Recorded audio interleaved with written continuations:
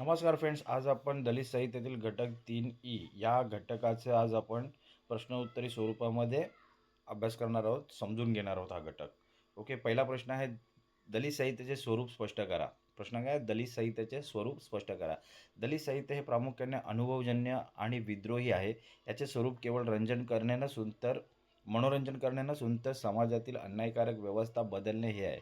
हे साहित्य मानवी मूल्ये, स्वातंत्र्य, समता, बंधुत्व यांवर आधारलेले आहे. पुढचा प्रश्न, दलित साहित्याच्या सौंदर्यशास्त्राचे स्वरूप स्पष्ट करा. साहित्याच्या सौंदर्यशास्त्राचे स्वरूप स्पष्ट करा. पारंपरिक सौंदर्यशास्त्रात आनंद मिळवण्याचं महत्त्व होते, मात्र दलित साहित्याचे सौंदर्यशास्त्र जीवनवत घेण्याला महत्त्व देते. यात कुरूप मानल्या गेलेल्या वास्तवातील सत्यता शोधणे हेच खरे सौंदर्य मानले जाते. मानवी मूल्य जोपासणे हे या सौंदर्यशास्त्राचे मुख्य अंग आहे. प्रश्न 3, दलित सौंदर्यशास्त्र संदर्भातील विविध मतांचा परामर्श घ्या. प्रश्न काय? दलित सौंदर्यशास्त्र संदर्भातील विविध मतांचा परामर्श घ्या. विविध समीक्षकांनी दलित सौंदर्यशास्त्राला नकार आणि विद्रोहाचे सौंदर्यशास्त्र म्हटले. विविध समीक्षकांनी दलित सौंदर्याला काय म्हटलेलं? दलित साहित्याला सौंदर्यशास्त्राला नकार आणि विद्रोहाचे सौंदर्यशास्त्र म्हटले. काहींच्या मते हे साहित्य केवळ वेदनेचे प्रदर्शन नसून ते आत्मभानाचे प्रकटीकरण आहे. प्रस्थापित साहित्याचे निकष या साहित्याला लावता येत नाहीत, कारण याची मुळे संघर्षात आहेत. दलित सौंदर्यशास्त्र संदर्भात विविध मतांचा काय समीक्षकांचे मत आहेत? तर विविध समीक्षकांनी दलित सौंदर्यशास्त्राला नकार आणि विद्रोहाचे सौंदर्यशास्त्र म्हटले. काहींच्या मते हे साहित्य केवळ वेदनेचे प्रदर्शन नसून ते आत्मभानाचे प्रकटीकरण आहे. प्रस्थापित साहित्याचे निकष या साहित्याला लावता येत नाहीत, कारण याची मुळे संघर्षात आहेत. प्रश्न 4, दलित साहित्याच्या सौंदर्यशास्त्राविषयी दलित लेखकांची भूमिका स्पष्ट करा. दलित साहित्याच्या सौंदर्यशास्त्राविषयी दलित लेखकांची भूमिका स्पष्ट करा.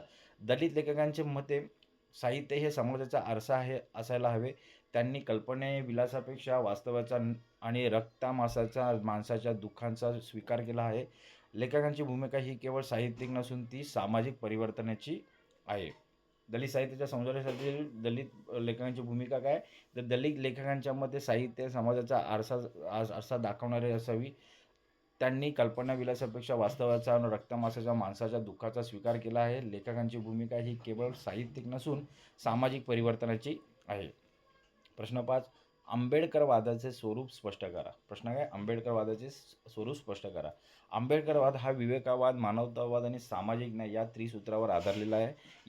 हा वाद वर्णव्यवस्था, जातीव्यवस्था समूळ नाश करून समताधिष्ठित समाज निर्माण करण्याचा आग्रह धरतो. दलितांना त्यांच्या हक्कांची जाणीव करून देणे हे याचे मुख्य उद्दिष्ट आहे.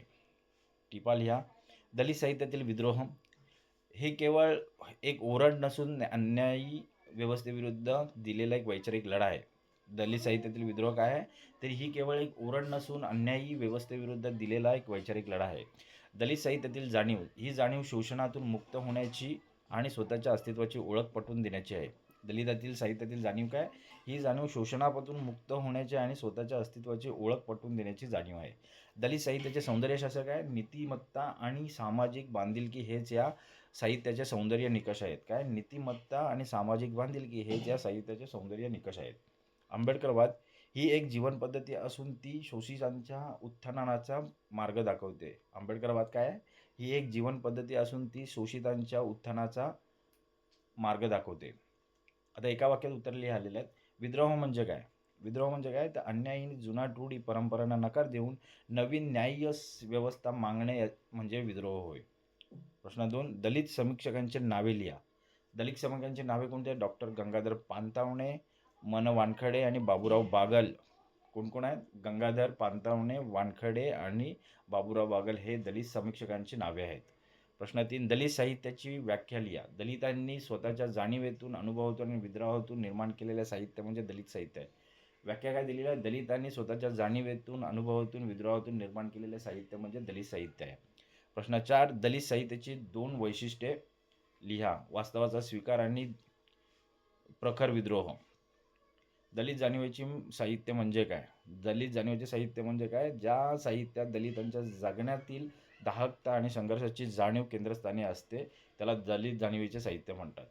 प्रश्न 6, दलित साहित्याचे 2 सौंदर्य गुण लिहा. दलित साहित्याचे 2 सौंदर्य गुण काय? अनुभवाचे सच्चेपण आणि मानवी मूल्यनिष्ठ.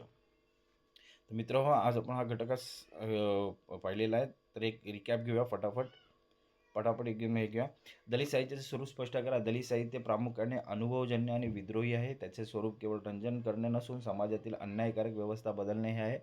हे साहित्य मानवी मूल्य, स्वातंत्र्य, समता आणि बंधुत्व यावर आधारलेलं आहे. प्रश्न 2. दलित साहित्याच्या सौंदर्यशास्त्राचे स्वरूप स्पष्ट करा.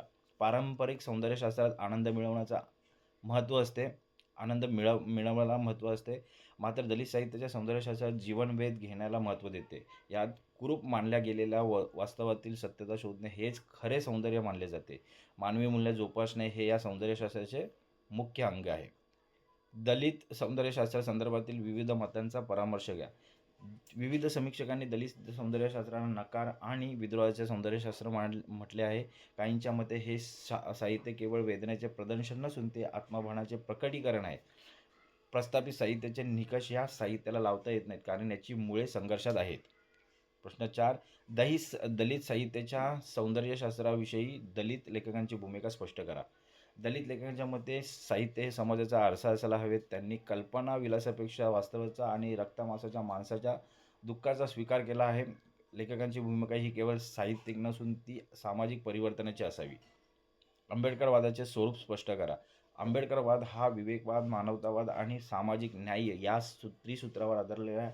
हा वाद वर्णव्यवस्था आणि जातीव्यवस्थेचा समूळ नाश करून समताधिष्ठित समाज निर्माण करण्याचा आग्रह धरतो. दलितांना त्यांच्या हक्काची जाणीव करून देणे हे याचे मुख्य उद्दिष्ट आहे. दलित साहित्यातील विद्रोह ही केवळ एक ओरड नसून अन्यायी व्यवस्थेविरुद्ध दिलेला वैचारिक लढा आहे. दलित साहित्यातील जाणीव शोषणाविरुद्ध मुक्त होण्याची आणि स्वतःच्या अस्तित्वाची ओळख पटवून देण्याची आहे.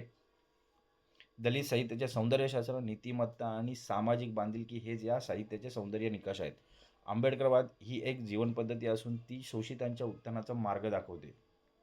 एका वाक्यात उत्तर आहे. विद्रोह म्हणजे काय? अन्यायी आणि जुना रूढी परंपरांना नकार देऊन नवीन न्याय्य व्यवस्था मागणं म्हणजे विद्रोह होय. दलित समीक्षकांची नावे लिहा. डॉक्टर गंगाधर पानतावणे, मन वानखडे, बाबूराव बागल ही दलित समीक्षकांची नावे आहेत. दलित साहित्याची व्याख्या लिहा. दलितांनी स्वतःच्या जाणीवेतून, अनुभवातून, विद्रोहातून निर्माण केलेले साहित्य म्हणजे दलित साहित्य होय. दलित साहित्याचे 2 वैशिष्ट्ये लिहा. वास्तवाचा स्वीकार आणि प्रखर विद्रोह. दलित जाणीवेचे साहित्य म्हणजे काय? ज्या साहित्यात दलितांच्या जगण्यातील दाहकता आणि संघर्षाची जाणीव केंद्रस्थानी असते त्याला दलित जाणीवेचे साहित्य म्हणतात. दलित साहित्याचे 2 सौंदर्य गुण लिहा. अनुभवाचे सच्चेपण आणि मानवी मूल्यनिष्ठा. मित्र, आज आपण दलित साहित्यातील 2 घटक 3E दलित साहित्याचे सौंदर्यशास्त्र, आंबेडकरवादी विचारांवर आधारित असलेला हा घटक आज आपण अभ्यासलेला आहे. तर आज आपण इथेच थांबूया. धन्यवाद.